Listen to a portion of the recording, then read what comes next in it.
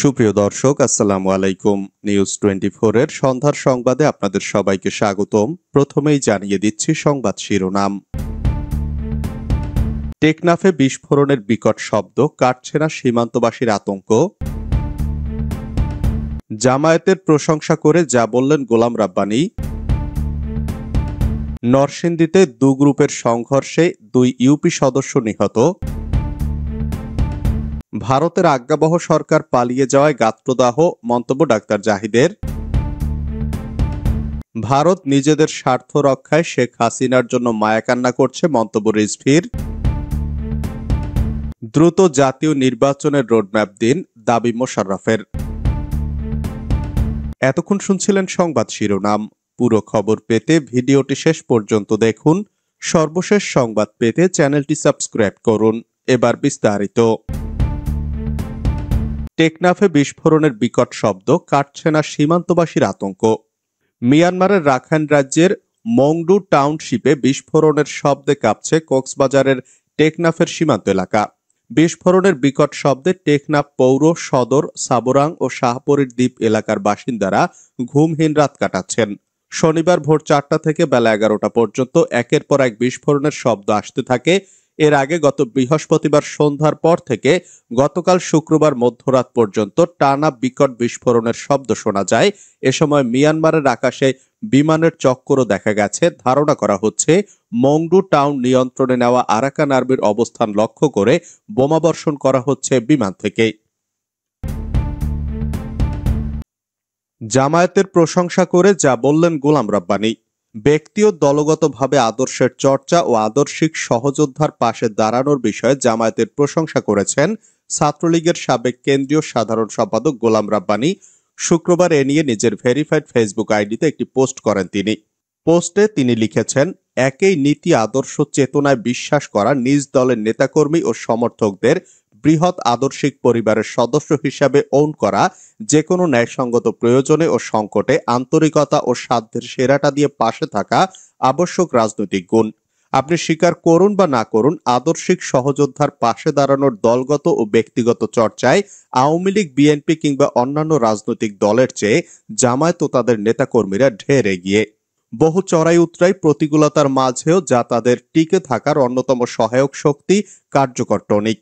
দলীয় ব্যক্তিগত ফান্ডে নেতাকর্মীদের শিক্ষা তথা বিশ্ববিদ্যালয়, মেডিকেল কোচিং ও দেশে বিদেশে উচ্চশিক্ষা গ্রহণের সহায়তা, নিজস্ব প্রতিষ্ঠানে কর্মসংস্থানে একচ্ছত্র অগ্রাধিকার, হতাহত ও অসুস্থ নেতাকর্মীদের চিকিৎসা ও আইনগত সহায়তা, পরিবার সহ আর্থিক নিরাপত্তার দায়িত্ব নেওয়া সহ এমন বহু প্রাসঙ্গিক কারণে আমাদের নেতাকর্মীরা সেখানে নিদারুণ কষ্ট ও হতাশায় ভোগে।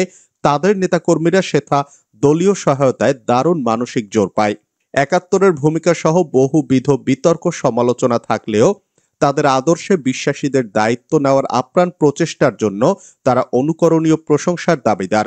বর্তমান সংকটে আওয়ামী লীগের নীতি নির্ধারণী শীর্ষ নেতৃত্বের শুভ বুদ্ধি ও অনুধাবন শক্তি জাগ্রত হোক। দ্রুততম সময় দলীয় ফান্ড গঠন ও সচ্ছল নেতাদের দক্ষিণ হস্ত প্রসারের মাধ্যমে ক্রাইসিস ম্যানেজমেন্ট ও অসহায় তৃণমূল নেতাকর্মীদের নৈতিক প্রয়োজন ও বিপদে সার্বিক সহায়তা প্রদানের অনিন্দ্য সুন্দর কালচাটা শুরু হোক। এটা আওয়ামী লীগ ও সব সহযোগী সংগঠনের, তৃণমূলের প্রতিটি নেতাকর্মীর অন্তরে লালিত একান্ত চাওয়া ও নিদারুণ প্রত্যাশা। নরসিংদীতে দু গ্রুপের সংঘর্ষে 2 ইউপি সদস্য নিহত। নরসিংদীতে দু গ্রুপের সংঘর্ষে 2 জন নিহত আর আহত হয়েছেন 10 জন। শনিবার রায়পুরা উপজেলার চান্দেরকান্দ ইউনিয়নের মেথিকান্দা এলাকায় এই ঘটনা ঘটে। নিহত মানিক মিয়া চান্দেরকান্দি ইউনিয়নের 8 নম্বর ওয়ার্ডের বর্তমান ইউপি সদস্য ও কল্পনা বেগম একই ইউনিয়নের সাবেক নারী ইউপি সদস্য। স্থানীয় বাসিন্দা ও পুলিশ সূত্রে জানা গেছে, দীর্ঘদিন ধরে আধিপত্য বিস্তারের জেরে উপজেলা যুবলীগ নেতা আবিদ হাসান রুবেল ও রায়পুরা পৌর আওয়ামী লীগের সহসভাপতি হারুনার রশিদের সমর্থকদের মধ্যে বিরোধ চলছিল। এর এই জেরে সংঘর্ষে রুবেলের চাচা মানিক মিয়া চান্দেরকান্দি ইউনিয়নের 9 নম্বর ওয়ার্ডের মেম্বার বশির উদ্দিনের বাড়িতে আশ্রয় নেন। পরে হারুনের সমর্থকরা মানিককে কুপিয়ে হত্যা করেন। রায়পুরা থানার অফিসার ইনচার্জ আব্দুল জব্বার জানান, বংশগত আধিপত্য বিস্তারকে কেন্দ্র করে দু গ্রুপের সংঘর্ষ হয়েছে। শনিবার সকালে রায়পুরার রুবেল গ্রুপ ও বাসেদ গ্রুপের মধ্যে এ সংঘর্ষ হয়।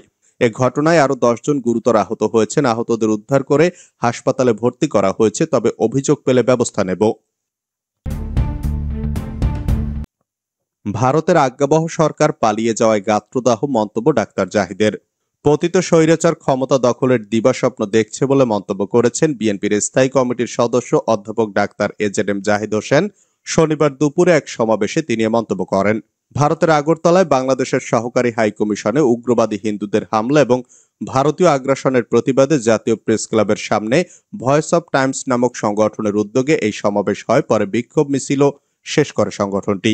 এ সময় অধ্যাপক এজেডএম জাহিদ হোসেন বলেন, বাংলাদেশের বিরুদ্ধে ষড়যন্ত্র শুধু ওই চিন্ময়ের জন্য তা নয়, এই ষড়যন্ত্র বাংলাদেশের অস্তিত্বের বিরুদ্ধে ষড়যন্ত্র। বাংলাদেশকে কেউ কেউ বিভিন্নভাবে হুমকি দেওয়ার চেষ্টা করছে। তিনি বলেন, দখলের দিন শেষ, এত বাহিনী থাকার পরও পালিয়ে যেতে হয়েছে। ভারত নিজেদের স্বার্থ রক্ষায় শেখ হাসিনার জন্য মায়া কান্না করছে, মন্তব্য রিজভীর। ভারত মিথ্যার বেড়াজাল নির্মাণ করে বিশ্ববাসীকে বিভ্রান্ত করার চেষ্টা করছে বলে অভিযোগ করেছেন বিএনপির জ্যেষ্ঠ যুগ্ম মহাসচিব রুহুল কবির রিজভী।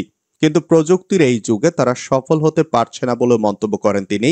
রিজভী বলেন, শেখ হাসিনাকে দিয়ে ভারত নিজেদের স্বার্থ রক্ষা করতে পারে, সেই স্বার্থ রক্ষার জন্যই তারা শেখ হাসিনার জন্য কুমিরের মায়া কান্না করছে। শনিবার সকালে আমরা বিএনপি পরিবারের উদ্যোগে জাতীয় বার্ন প্লাস্টিক সার্জারি ইনস্টিটিউট হাসপাতালে চিকিৎসাধীন গণ অভ্যুত্থানে আহত ব্যক্তিদের দেখতে গিয়ে উপস্থিত সাংবাদিকদের তিনি কথা বলেন।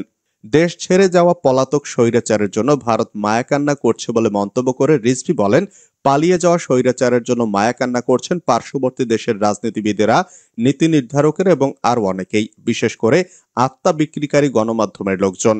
রিজভী বলেন, বাংলাদেশে নাকি হিন্দুদের বাড়ি পোড়ানো হচ্ছে, বাংলাদেশে নাকি হিন্দুদের পুড়িয়ে মারা হচ্ছে। এ ধরনের ডাহা অসত্য মিথ্যার বেড়াজাল নির্মাণ করে বিশ্ববাসীকে বিভ্রান্ত করার চেষ্টা করছে ভারত। কিন্তু প্রযুক্তির এই যুগে তারা সফল হতে পারছে না, তাই এখন হিংসা প্রতিহিংসার জ্বালায় প্রতিদিন তারা অপপ্রচার করছে। দ্রুত জাতীয় নির্বাচনের রোডম্যাপ দিন, দাবি খন্দকার মোশাররফের।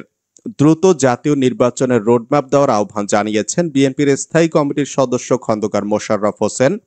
অন্তর্বর্তী সরকারের উদ্দেশ্য করে তিনি বলেছেন, নির্বাচনের রোডম্যাপ দিয়ে জনগণকে নির্বাচনমুখী করতে হবে, তাহলে পরাজিত শক্তির সব চক্রান্ত ব্যর্থ হবে।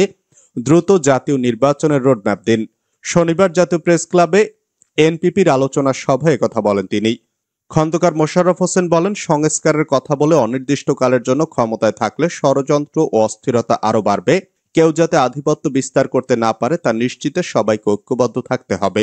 বিএনপির এই নেতা আরো বলেন, নির্বাচনের রোডম্যাপ দিয়ে জনগণকে নির্বাচনমুখী করতে হবে, তাহলে চক্রান্তকারীদের সব ষড়যন্ত্র ব্যর্থ হবে।